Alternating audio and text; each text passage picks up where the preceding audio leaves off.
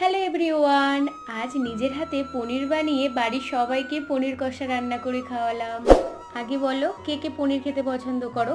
আমার বাড়ির সবাই পছন্দ করে। ওদিকে মা লুচি ভেজে নিচ্ছে, আমি পনিরটা রান্না করে নেব।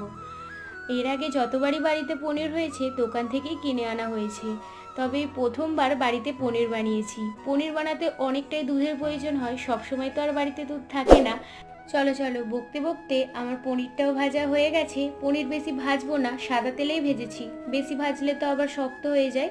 এবার একে একে মশলা, ওই পেঁয়াজ, আদা, রসুন, কাঁচা লঙ্কা, টমেটো ভেজে মিক্সিতে পেস্ট করে নিয়েছি। এবার 2 টুকরো দারচিনি, শাহি জিরে ফোড়ন দিয়ে বেটে রাখা মশলা ভালো করে ভেজে নেব।